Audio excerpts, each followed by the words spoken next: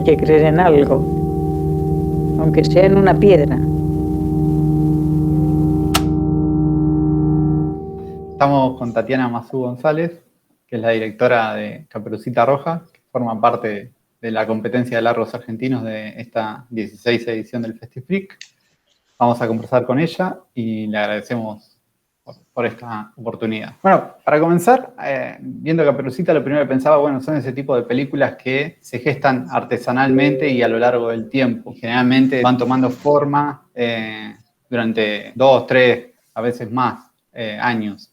Bueno, un poco cómo había comenzado el proyecto o cuál fue el disparador. ¿Cuándo te diste cuenta que tenías que hacer una película sobre tu abuela?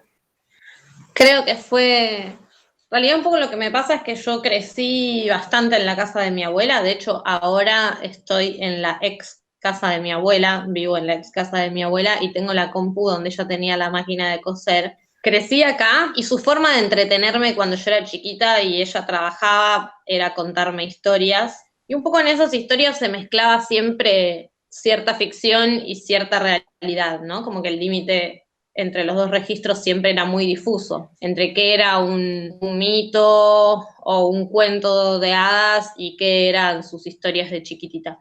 Entonces, cuando yo empecé a estudiar cine, que fue como en el 2008, por ahí, algo que me resonaba de tener ganas de hacer algo con ella y estos relatos y este límite. Y en ese momento pensaba que era una ficción, pensaba que a mí me iba a interesar trabajar bajo los filtros de la ficción, y con el tiempo me fui dando cuenta de que no, o me fui sintiendo más cómoda con trabajar con la realidad como materia prima o como disparador, y volví un poco a pensar en que tenía que encontrar la forma de hacer una peli con ella, y con el tiempo, y también como con cierto auge paulatino del feminismo, me empezó a pasar que me empezó a parecer también interesante mi abuela y sus contradicciones, siendo criada en un contexto súper opresivo como el franquismo y siendo una persona que es muy conservadora en un montón de aspectos, a la vez tenía una sensibilidad libre bastante grande que en su propia experiencia se notaba, y eso me fue interesando cada vez más. Y bueno, lo primero que hice como ejercicio de pensar cómo filmar esa película o cómo pensar a través de mi familia ciertas cuestiones políticas o del feminismo fue La Internacional, mi cortometraje que estuvo en FestiFreak hace como 4 años o 5, no sé,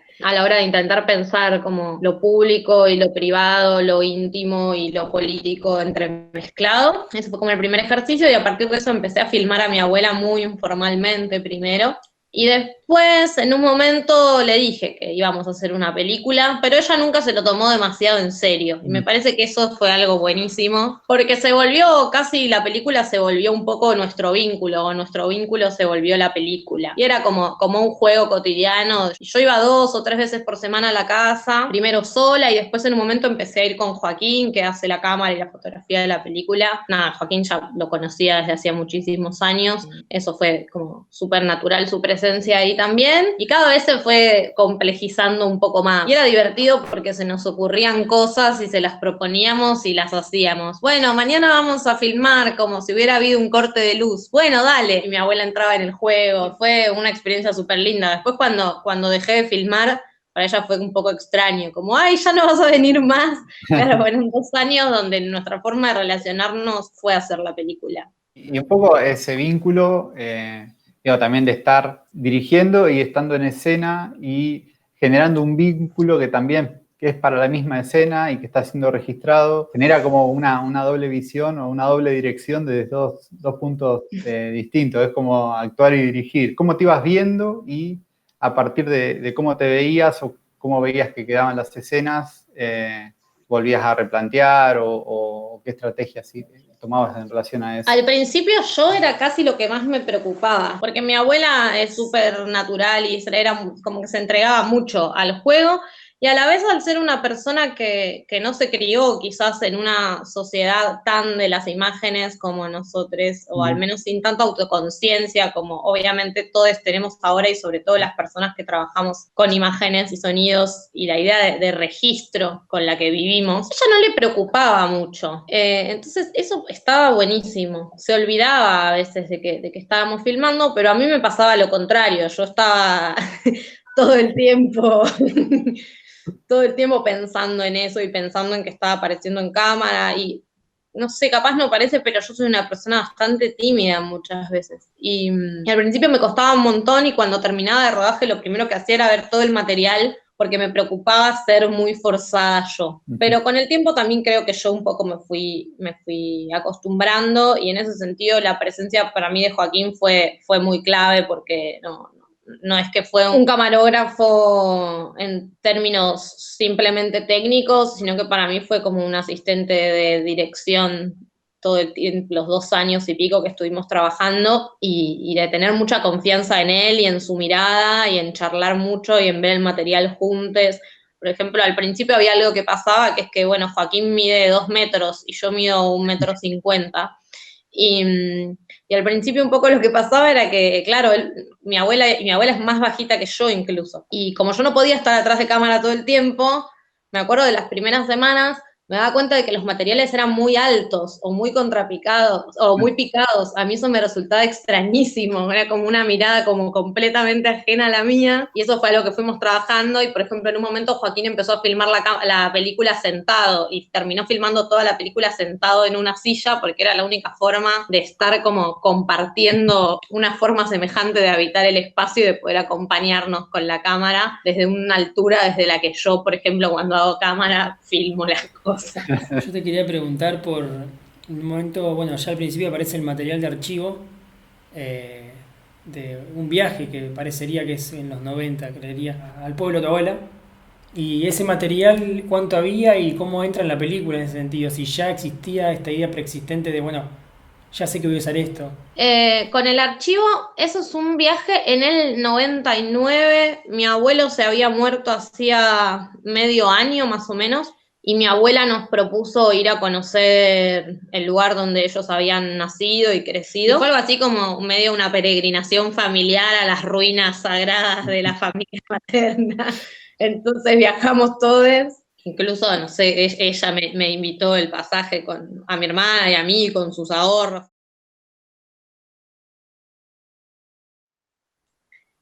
Y nada, para mí fue increíble llegar a ese espacio. Para llegar al pueblo en ese momento el camino estaba muy cerrado, hubo que atravesar todos bueno, algo se ve en la película, o estaba muy cerrado, era una cosa que estaba ahí como muy escondida al final de un camino, y esa ruina.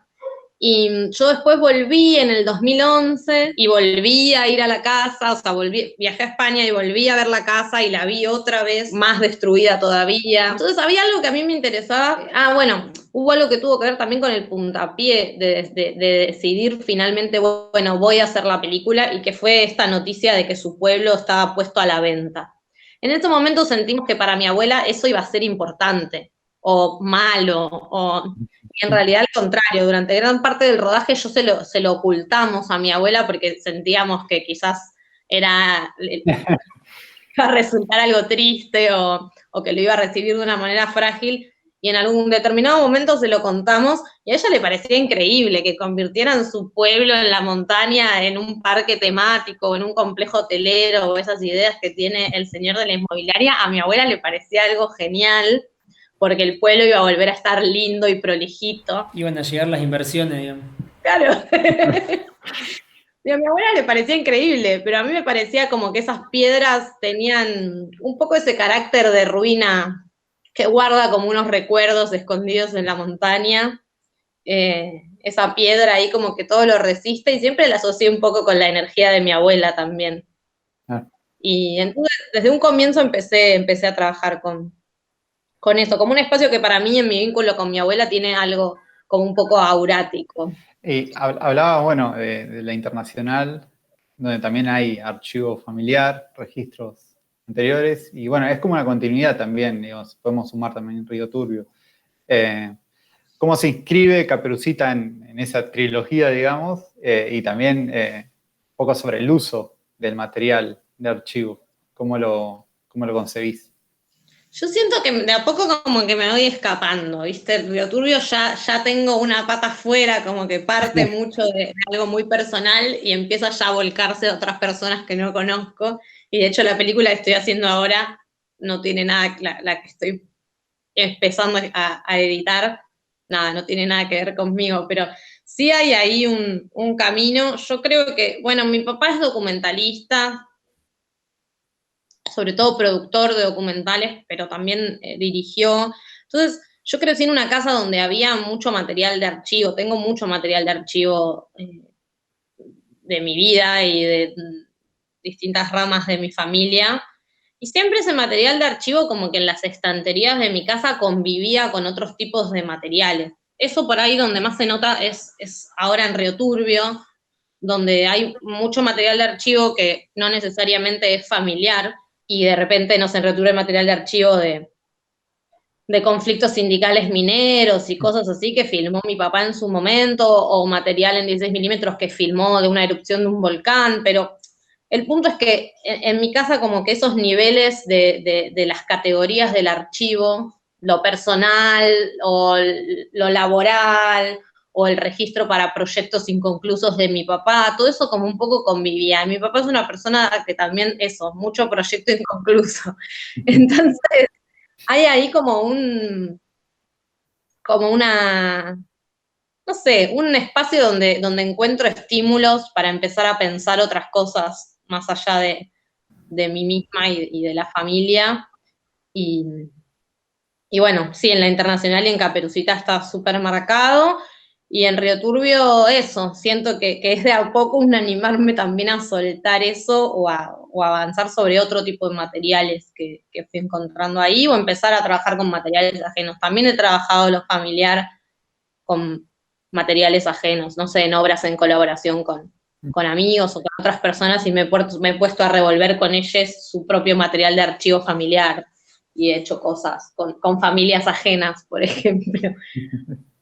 Pero en un punto hay algo que me interesa, o sea, nada, es algo como muy, muy clásico, ¿no? En el feminismo, como borrar este límite entre lo personal y lo político desde ya, pero me interesa un poco pensar también es eso. Al fin de cuentas, la familia es lo que estructura la sociedad que vivimos, y siento que hay de todo para analizar y pensar ahí. Después cantamos el trepeletre y ahora sí que me voy con usted. Déjala sola, sola, solita la quiero yo ver. Así bailar, revolotear, dar vueltas al aire.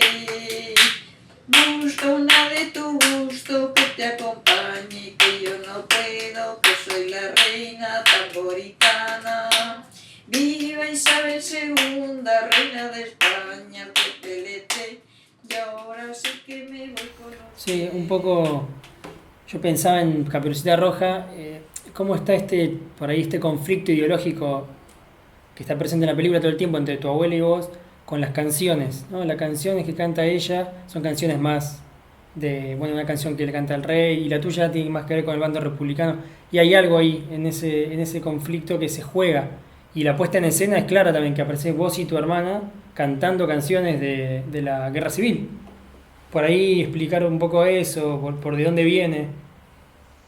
Bien. Sí, de por sí mi abuela, y bueno, eso es algo que se nota, digo, le encanta cantar y bailar, y así como nos contaba cuentos o nos contaba anécdotas, siempre nos cantó un montón. Y con todas esas canciones que ella canta crecimos, obviamente no con las canciones republicanas y anarquistas, pero sí con las otras, más con las canciones tradicionales, populares del campo. Y por otra parte, bueno, mi hermana y yo, nada, fuimos creciendo también un poco a la deriva de la educación de nuestros padres, que ya de por sí mi mamá y mi abuela piensan diferente, y yo tuve también una formación desde la adolescencia, en su momento ligada al punk, que también ya de por sí reversionaba muchas canciones republicanas. Y cuanto más yo, nada, soy activista política, ahora no estoy como en mi momento más activo, diría, pero siempre he militado, igual que mi hermana, en organizaciones de izquierda o cercanas a organizaciones de izquierda, y de alguna manera fuimos absorbiendo mucha de esa data de la Revolución Española, y siempre nos interesó mucho como ese cruce. Siempre tenemos ahí como un arraigo con España, más allá de que no nos gusten los nacionalismos y las estirpes. Y claramente de los procesos del siglo XX políticos, la guerra civil es un proceso que siempre tuvimos muy cerca. Y esas diferencias con mi abuela estuvieron como siempre presentes. En ese crecer, no sé, mi abuela escuchaba Radio 10 las 24 horas mientras cosía, y nosotras fuimos creciendo en ese aprender a debatir con ella ciertas cuestiones, o aceptarlas también, a abrazarlas como es y ella nosotros. Y también se genera como un contraste también en lo que tiene en relación al lugar de la mujer. Hay como visiones muy, muy distintas, y eso también está puesto en escena, y son escenas también decididas. Está también la escena en la que le contás del aborto.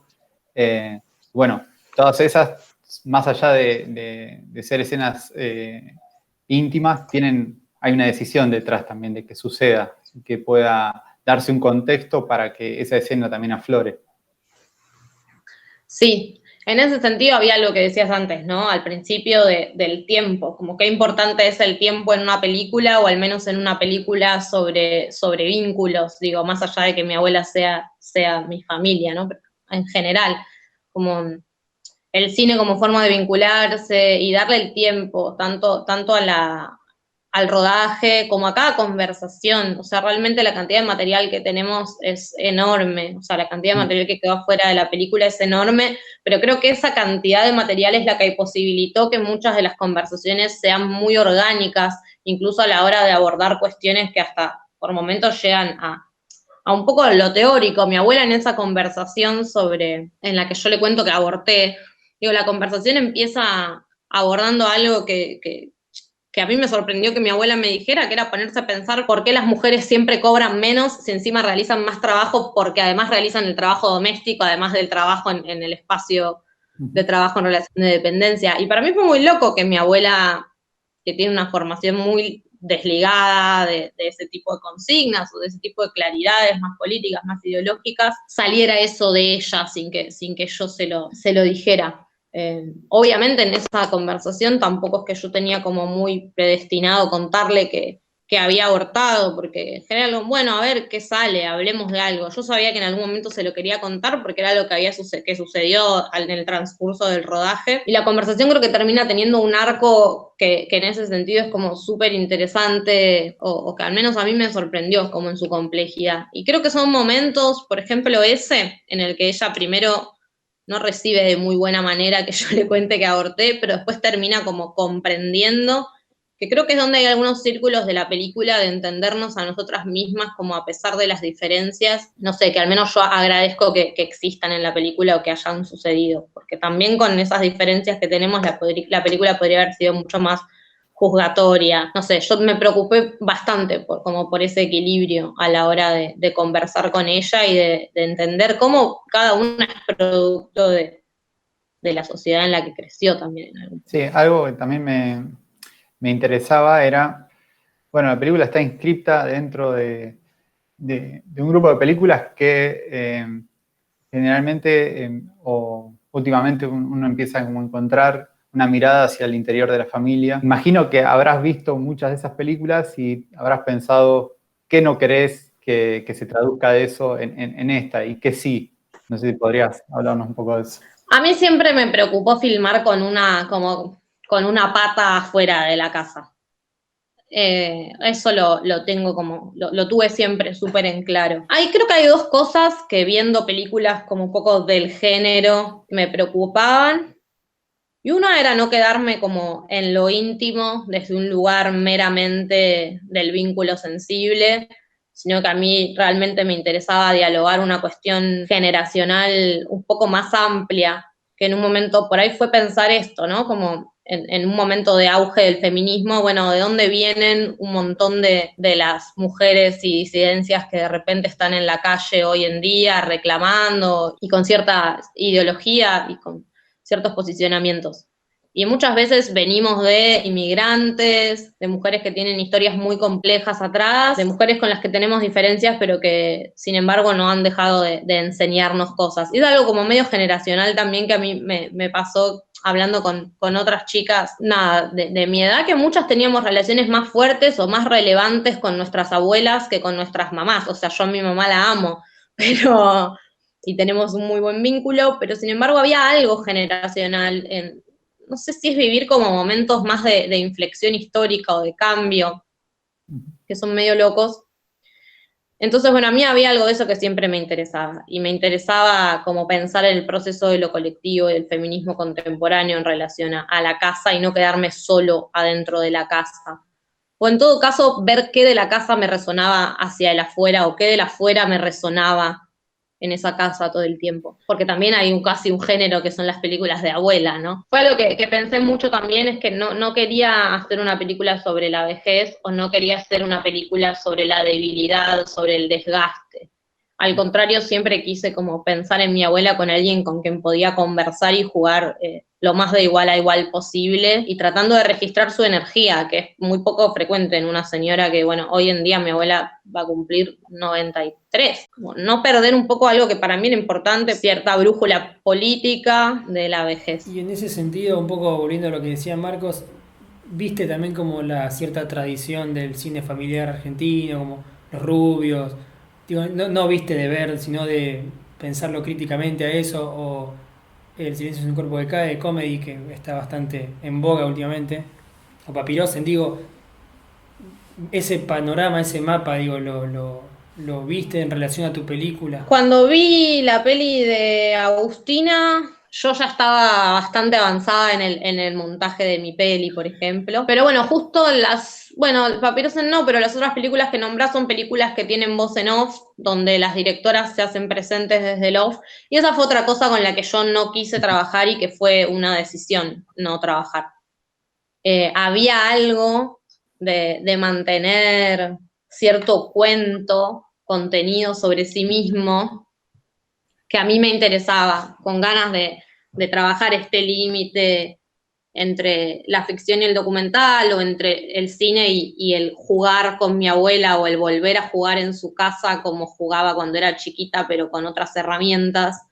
Que sí, una cosa que pensando en esta cuestión del cine familiar y en ciertas películas que nombrás, el tema de la voz en off es algo que para mí fue una decisión sacar, y tratar de que surgiera un poco la palabra del diálogo y de la materia viva de la experiencia, del convivir, como abrir un poco más el juego. A mí a veces me cuesta, la verdad, la voz en off es algo que hay películas donde me encanta cómo funciona, pero hay otras películas en las que siento que se termina volviendo un poco tirana el rol autoral, o por lo menos a mí me interesa que los materiales queden un poquito más abiertos, como con las costuras un poco más sueltas. Y sí construir más este diálogo o mis posicionamientos más desde el montaje de escenas que desde la palabra. Digo, lo mismo lo de las canciones. Para mí las canciones funcionan de alguna manera como algo así como el coro griego, ¿no? Hay una escena que sucede y otra escena que comenta, y se va armando como una suerte de estructura de a pedacitos o de fragmentos, que por ahí en otra película hubieran precisado quizás de ese off para que los una, y preferí no hacerlo. No me interesaba cómo hacernos competir verbalmente, sabiendo que yo iba a tener básicamente el manejo de todos los otros recursos de la puesta. Sí, incluso digo, tranquilamente en el lugar de la competencia podrías haber aparecido vos sola en la puesta, digo, cantando, y apareces con tu hermana, aparece tu madre, aparece tu tía, aparece como esa idea de lo colectivo, que ya en el primer plano, en la primera escena, es una escena larga y de muchas mujeres juntas, y la cámara como no corta, ¿no? Como que están ahí interpretando una puesta en escena. Bueno, eso fue algo interesante a la hora de trabajar, que yo siempre traté a mi abuela de darle como la menor información posible en términos de puesta en escena, ¿no? Como para que nos concentráramos en lo que estábamos haciendo, en que me estaba enseñando a coser, en que estábamos charlando, y que no pensara tanto. Fue como todo un proceso en el que hubo que borrar a Joaquín, digamos, ¿no? Como naturalizar que él estaba ahí, que él iba a estar ahí, y que bueno, que ellos no podían charlar si querían, pero como tratar de no triangular tanto con la cámara, porque, bueno, como decía Marcos antes, hay algo de eso, de recuperar cierta cuarta pared atrás de la cual sucede la película y donde mi abuela es la que va generando como un clima, un relato. Y mi hermana, mi mamá y mi tía, era interesante porque ellas se volvían como unas herramientas actorales a la hora de pensar la puesta en escena, porque yo con ellas sí charlaba un poco más y terminaban funcionando como un tercer vector que estiraba hacia otro lado, que la despegaba mi abuela de... Cuando había 3 fuerzas adelante de cámara, mi abuela se olvidaba completamente de que había una cámara. Y eso estaba buenísimo. Y con ellas por ahí podíamos diseñar más como unas reglas del juego conjuntas. Bueno, hoy vamos a llevar un libro y ver qué pasa. O hoy vamos a preparar una comida y nos vamos a juntar a hablar y ver qué pasa. Sí, ahí también entra después cómo amalgamar todo en el montaje, que en parte, bueno, en este tipo de películas artesanales no hay como una regla de qué le sigue a qué cosa. Y muchas veces es una moderación sensible que se va logrando también a lo largo del tiempo. Bueno, un poco cómo fue el trabajo de montaje. Con Josefina también editamos casi 2 años.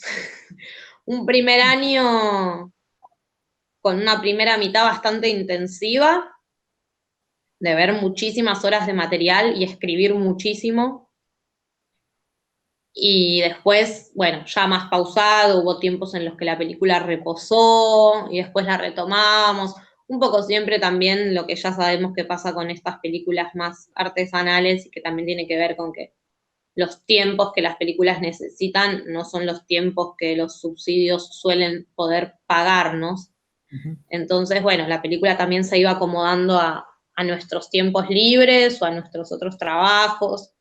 Y eso por un lado era un problema, pero por otro lado es esa ventaja, ¿no? De que tengo una amiga que dice que el material en los discos rígidos le va como el pan, y creo firmemente que es un poquito así, porque permite para mí unas distancias que son muy, muy buenas para el cine y sobre todo para el documental y sobre todo para las películas donde hay vínculos y sobre todo para películas donde estoy yo adentro y está también gente que quiero y está todo tan cercano, donde me parece que construir esas distancias y acercamientos me parece que ayuda un montón en el proceso. Trabajamos mucho con José, bueno, José ya había montado el Internacional y también la primera película que hicimos con Joaquín hace ya como 10 años. Así que ya teníamos como un conocimiento del trabajo juntas y también fue un trabajo en consonancia con Julián Galay, con el sonidista, con quien también soy amiga hace muchísimos años y trabajamos mucho juntos. Y estuvo bueno porque también él se iba retroalimentando, ¿no? Había cosas que las íbamos filmando ya sobre el proceso de montaje. Como huecos o cosas que nos parecía que podían estar buenas, íbamos, las grabábamos, volvíamos a filmar con mi abuela, o íbamos un día y grabábamos voces de vuelta, o volvíamos un día a grabar de nuevo, con mi hermana habíamos hecho el karaoke una vez, y después volvimos otro día y volvimos a grabar otro karaoke, o yo sentía que faltaba más mi hermana en la película, y ya había un corte bastante más avanzado, y volvimos con Sofía a filmar. Sí, también, y lo que es dejar, ¿no? Porque estas películas es mucho lo que uno deja fuera de la película, que también implica a veces mucho dolor, porque hay como objetos o situaciones que uno aprecia mucho, pero que después en la totalidad no suman. Eso también fue como uno de las decisiones. Sí, justo tengo acá al lado algo que, bueno, estoy armando un fanzine con, bueno, no sé si se ve, pero el tema de que mi abuela empezó a escribir sucedió bastante avanzado el rodaje. Un día llegamos con Joaquín y me dijo, mirá lo que hice. Y había escrito como 15 páginas. Y además había dibujado, que esto era lo que te mostraba acá, había dibujado un montón de páginas, escribió como 15 páginas de su vida, cuando mi abuela nunca había escrito más de 2 carillas, y además empezó a dibujar todos los vestidos que alguna vez se había cosido para sí misma. Hizo como un catálogo de esos dibujitos, y además, bueno, todo el manuscrito autobiográfico. Me pareció increíble, porque nunca había tenido esa inquietud. De hecho, obviamente, cuando empezamos la película, le pasaba lo que le pasa a muchas personas cuando les dicen vamos a hacer una película con vos, como muy ahí Alain Berliner, Nobody's Business, su papá diciéndole, no, pero ¿qué tengo yo de interesante? Bueno, la típica, ¿no? Y, y a mi abuela le pasaba un montón de eso. Y para mí fue muy hermoso cuando la película, o hacer la película, o revisar tanto su vida, o hablar tanto su vida, le hizo pensar que podía ser interesante dejarnos un registro escrito por sí misma de su vida. Pero bueno, en un momento empecé a querer meter esas cosas en la película, muy hacia el final del proceso, empecé a escanear esos materiales y querer usarlos. No sé, como que no me terminé de animar a usar esos materiales, o me costó encontrarle la vuelta y quedaron afuera, y me arrepiento mucho, así que ahora le estoy dando otra vuelta para que existan, porque la verdad me parecen muy lindos. Eso fue una de las cosas como que lamento realmente que haya quedado afuera. Y bueno, por último, hay algo del final de la película que vos le entregás la cámara a tu abuela y ella pasa a tener en su poder la imagen, digamos. Un ratito, bueno, sí. Como, bueno, esa decisión que implicaba y con qué te encontraste una vez que después viste ese material. Bueno, eso fue como la única cosa que yo escribí, porque escribí un guión para el Inca, ¿no? Esas cosas que hacemos medio obligadas los documentalistas. Y escribí un guión, y un día charlando con mi papá apareció como un poco esta idea de que ella me enseñara a coser y que yo pasara una cámara a ver qué le pasaba a ella con la cámara, pensando en ahí cómo hacer un intercambio de herramientas y de saberes. Prácticamente la única cosa que no cambió en ningún momento del proceso de la película. O sea, la escribí y después la filmé, y siempre fue el final, y terminó siendo el final, y siempre no hubo armado en el que no fuera la escena final. Y fue re lindo cuando lo filmamos porque, bueno, viajamos a España juntas. Yo quería filmar en un bosque, en una parte que fuera medio boscosa, y a ella se le ocurrió ir a un sector que era a 4 horas caminando en la montaña.